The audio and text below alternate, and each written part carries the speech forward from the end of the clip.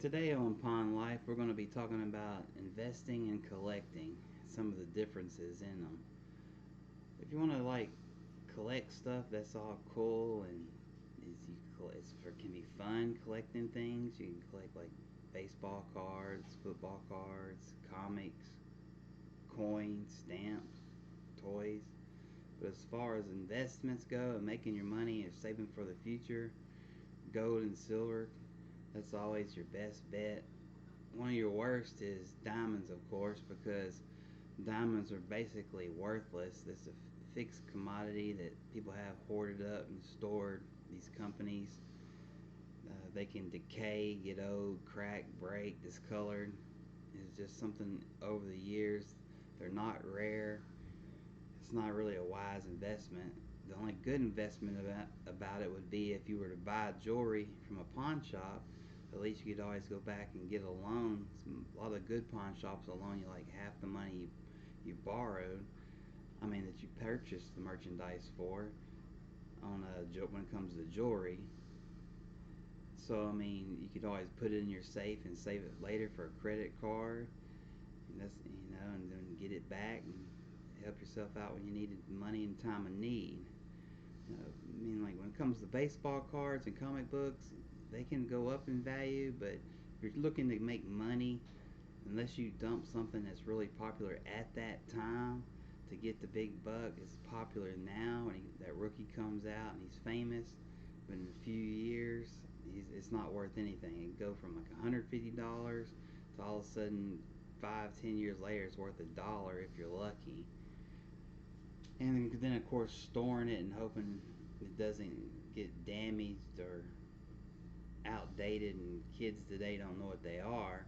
Most kids are into video games, so they probably don't even read comic books. I mean, you should read. Reading's good for you.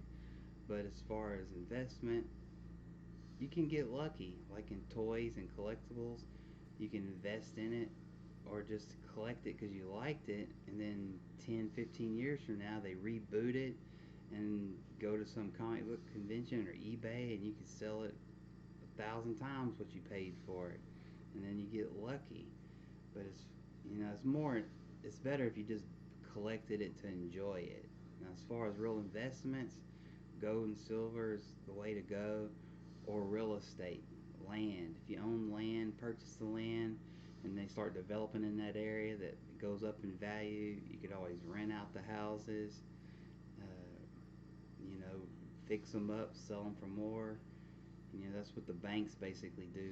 They control all the land and the housing, but that's where the majority of your money's going to be at. So, as far as investing, you always, if you want to, stocks, Bitcoin, and all that, that can be tricky. So if you don't know what you're doing, you can lose. You could always gamble. If you want to spend a few bucks and invest in some penny stocks, then that's fine.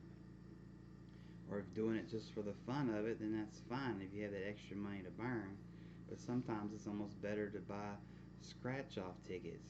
Some of the scratch off tickets pay better than even the casinos do, or at least your chances of winning bigger money, the odds are better.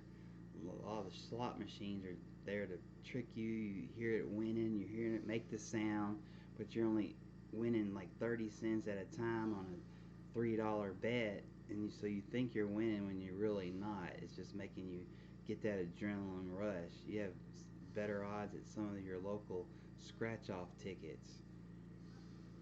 So overall, like I said, stick to the silver and gold if you want to invest.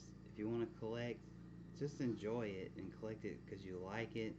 You want to save it for your kids, your grandkids.